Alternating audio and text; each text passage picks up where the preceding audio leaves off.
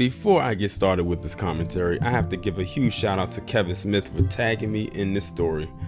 Man, let me tell you, it seems like wherever a lot of these groups seem to go, they always leave a trail of breadcrumbs behind. But in this case, they left the whole loaf of bread, because according to the mayor of Ohio, the failed Klans rally that was supposed to happen up there, that apparently still happened, cost the city a lot of money.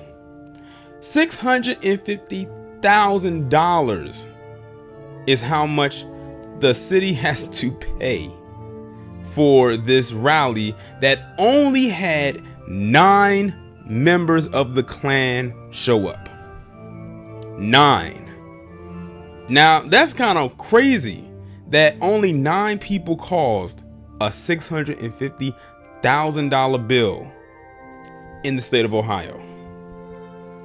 What, I guess they thought that did they run out of opioids? Did they think that it was going to be that kind of party? And they said, you know what?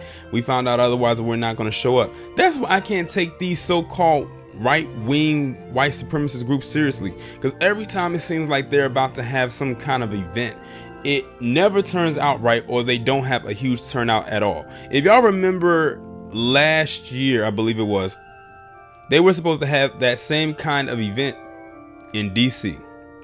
But it was more anti-protesters there than it was protesters. Or was it not anti? Maybe I got it backwards.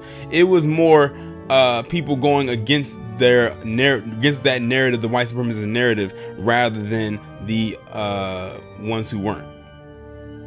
Now, I think they had a slightly bigger turnout by maybe 10 people, because I don't think they had a big turnout either. Let's just face it, the last time that they had a big turnout for any event such as this was in Charlottesville back in 2017, and we know what came from that. Someone died, many people got injured, and it cost the city of Charlottesville a boatload of money. I won't be surprised if it cost them over $1 million. I can't remember or recall what the actual calculation of how much money they lost due to that so-called rally, which was more like a fiasco. It looked like feeding time at the zoo. But let me go ahead and read this brief article coming from Raw Story. It says, on Saturday, members of the Ku Klux Klan hosted a rally in Dayton, Ohio. The rally was small, and only 9 members of the KKK were present. In objection to the KKK, about 600 people from the community showed up to protest. Now, I just said how in DC that was like the same thing. You had more people that was going against them than it was for. While the rally was not violent, and how could it be, because it was only 9 of them showed up, the city ended up paying nearly $650,000 on security that they most likely didn't even need, because only 9 people showed up. I'm proud of the city mayor, Nan Whaley, told Time. I think it is frustrating on how expensive it is today to keep people safe. She added that the hefty price tag was necessary, seeing as Ohio is an open carries weapons policy. The number of assault rifles was troubling to me, Whaley says. This place we live in now is where we have to really prepare for really bad scenarios, and that's really expensive. The way that the city did it was really awesome, but as a taxpayer of the city, I'm extremely aggravated and irritated at the fact that our city spent $650,000 on this, Dayton resident Jesse Sieber, age 25, said. And you know what's so crazy? They're combating an ongoing runaway train of an opioid plague right now. That means the money that they had to spend on security for this failed so-called rally could have went to, I guess, their additional attempts to try to stop the opioid plague. I don't know why they even dump money into that, because that's not going anywhere anytime soon either.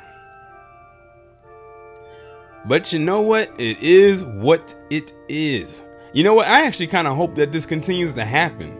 Well, then again, it could become a drain on my pockets, and people I actually care about on their pockets as well. But it's funny because these Klansmen, by the little people like just showing up, like just the 9 people showing up, it shows you how weak they have become.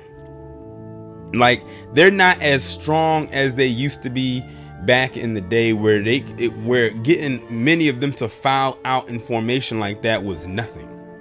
They could literally walk down the streets and nobody would bat an eye.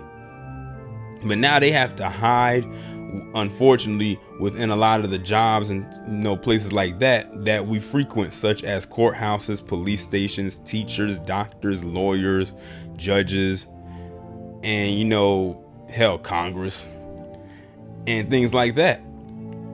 But them bold ones, they'll still wear that sheet, but it ain't many of them, as you can see, because only 9 of them actually bothered to show up. That actually kind of makes me laugh too, because I think there was a rally or something to that effect in New York, or something was supposed to happen in New York a couple years ago, and I think even less people showed up to that. Imagine that, less than 9 people showed up to that. If y'all remember what I'm talking about, y'all can let me know down in the comments. But it's their failed attempts every single time. Maybe they should have had it at Berkeley. They might have had a bigger turnout, because every time something happens at Berkeley, when they have something like that, they always have a big turnout, but then it always turns into a big riot after the fact, which was always good to see, because palm colored. But this concludes this edition of a Petty Pendergrass production. Y'all let me know what y'all think about this down in the comments. Like, share, subscribe, and I will talk to you in the next one.